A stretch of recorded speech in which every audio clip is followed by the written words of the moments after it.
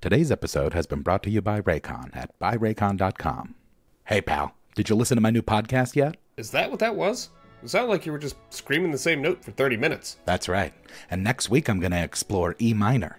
What'd you think? Actually pretty good, but that's just because I listened to it on my Raycon Everyday Earbuds. Well, Raycon does offer premium audio quality at half the price of other premium audio brands. That, plus 8 hours of playtime and a 32-hour battery life, make them a real no-brainer. Did you know they have 3 customizable sound profiles? Yep, and noise isolation and awareness mode. It's nice to be able to hear my music and my surroundings while jogging. Yeah, it's no wonder they have tens of thousands of 5-star reviews. Hey, I'm thinking about live streaming my next podcast episode. You want to live stream yourself screaming? I call it live screaming. I guess there's weirder stuff on the internet. Up your audio game with Raycon. Click the link in the description box or go to buyraycon.com/manshorts to get 20% off your Raycon purchase plus free shipping today.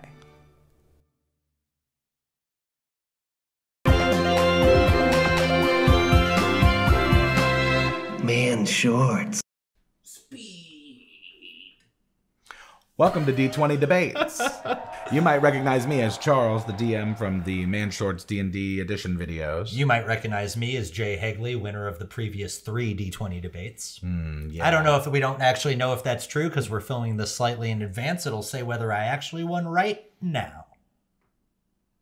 Okay, so today we're going to try and move forward with the next debate, which is going to be spells versus weapons. I am taking weapons. I'll be doing spells, and we're just going to debate those things and see how it goes. I have a feeling this one's going to stick more to in-game mechanics for spells versus weapons. Yeah, probably. 'Cause I would be leaning like 90% of the real-world examples.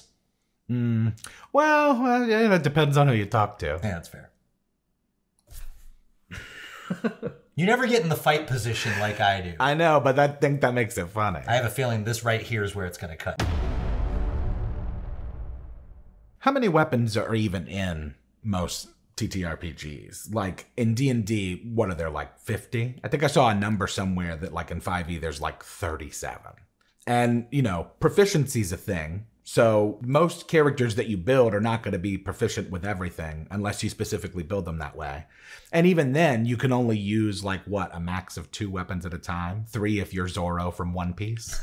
Conversely, there are hundreds of spells, right? Like, and even a single class gets dozens to choose from. And so when we're talking about spells versus weapons, like weapons can't heal, weapons can't teleport you, weapons can't charm a person. But spells can do all of those things, including building weapons.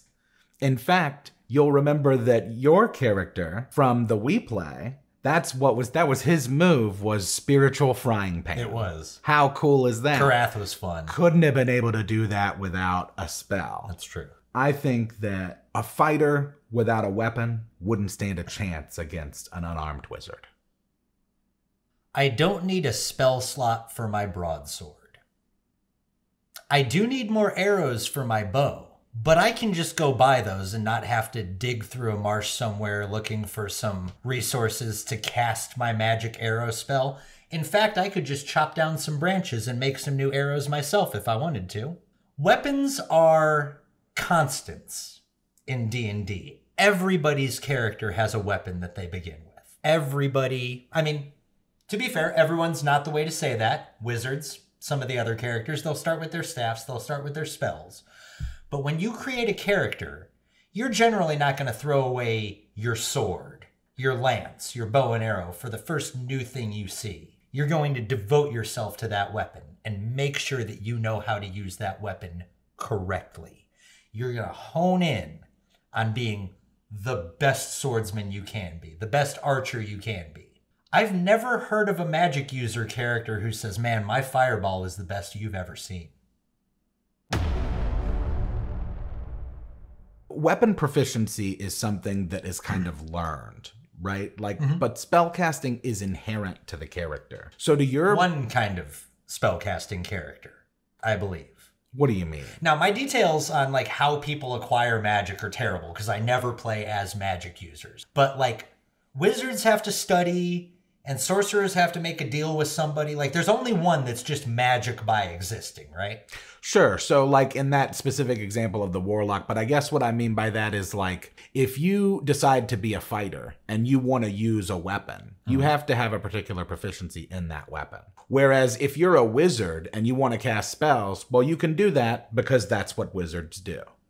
There's not any kind of like extra proficiency that's needed. Well, yeah, but then that just comes consider to level caps, like level abilities. Like if we're talking mechanically, me gaining a weapon proficiency would be similar to you being able to cast a 5th level spell. You couldn't cast that when you were a 2nd level wizard because it's too beefy of a spell. You actually need to put some effort into becoming proficient at it. Yeah, sure. But I mean, if we're going to be talking about warlocks and having to put effort into something to just get good output, I'll just present Eldritch Blast.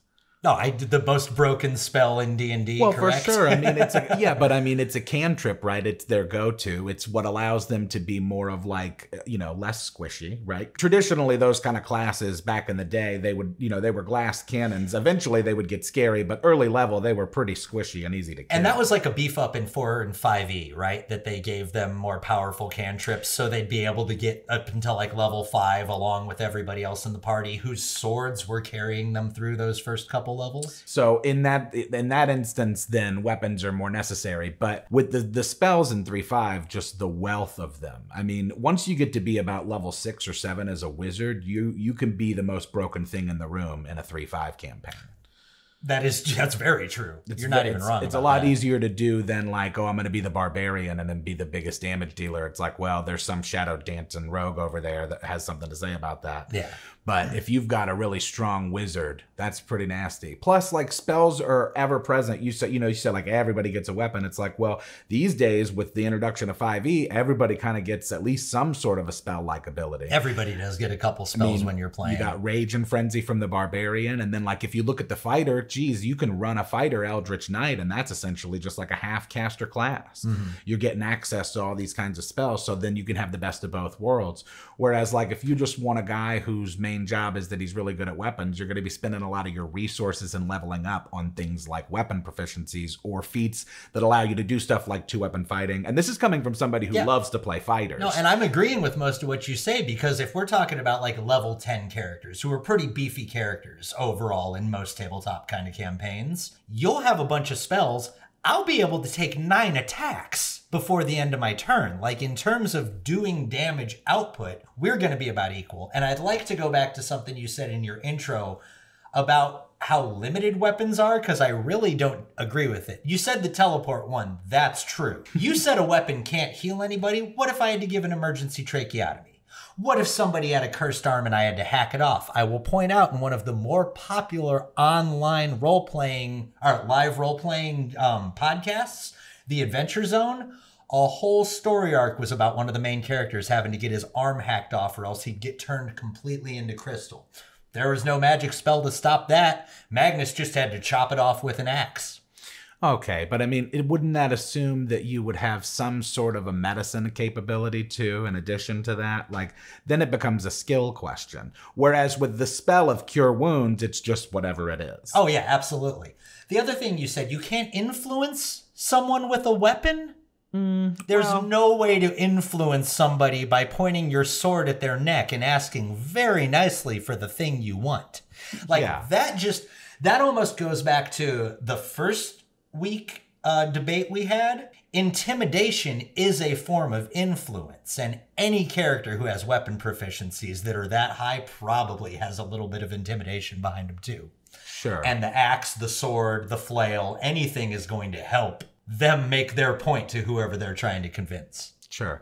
Spells get powerful. All they do is get more powerful. Mm-hmm. That's what they do.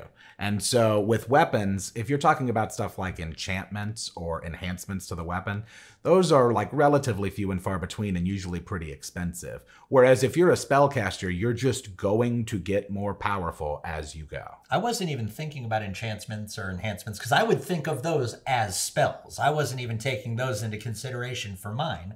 I repeat my point before. By that point, I have 10 attack turns.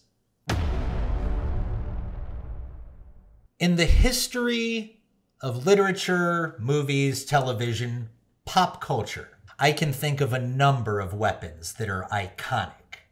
Cloud's Buster Sword from Final Fantasy VII, the original and the remake. Excalibur. In terms of spells, I can think of Eldritch Blast and Fireball, and both of those are mainly because of the memes people have made about them coming out of D&D. When you think about a fantasy character, I think the image of a knight holding a sword is what pops into most people's heads first, with the wizard standing behind him, an important part of the party. But I don't think that the spell slinging is quite as iconic to the world of Dungeons and Dragons as a lot of heavy magic using character players make it out to be. Now, this is a risky closing argument, but I honestly think that just in terms of iconicness, in terms of being iconic, weapons will go above spells to basically anybody most of the time. And I'm confident in that. All right, spellcasters, I need you to be with me on this. I'm damn bad, okay? So I know that you're going to vote with your conscience, but I just, when you do, want you to think about how cool it is when you level up and gain access to new spells. The rush of excitement that you get when you're going to adjust things so that you can just get stronger and stronger. Weapons, of course, are really important, but without magic or spells, it's just any other kind of war game. It's the spells and the magic that make it special, right? Like, and also you can take a group of spellcasters, not a weapon among them, through pretty much anything, and they would probably fare pretty well. But if you take away a fighter or a barbarian or even a rogue's weapon, they're essentially disabled. When you're thinking about spells versus weapons, just remember it was your lovely wife who defeated the BBEG in the end of our We Play campaign with a spell. Mm-hmm. Also, Eldritch Blast and Fireball. I mean, come on. Okay, that was the debate. Spells versus weapons. I think I did pretty good. Well, we'll see. I think you guys know. I think that you people out there know who to vote for. I forgot to bring up Captain America's shield. I'm a little bit sad about that. Yeah. Well, hey, go over to the community tab and vote on the poll, and also put your voices in the comments so you let us know what you think of the debate and who won, etc. Yep, this is the last filming session we have for this session, so give us some ideas for what we should debate about on the next few episodes that we're going to film. And make sure you like, share, subscribe, do all the stuff that every YouTuber you watch tells you to do, because it really does help our channel. Yes, please turn on notifications, and also go over to Kraken Dice and get yourself some dice if you haven't already gotten some dice, because there's some dice from us over at krakendice.com. You can get stuff with our faces on it from Kraken, which is just insanely cool. And this has been D20 Debates. We'll see you next time. We still don't have a tagline.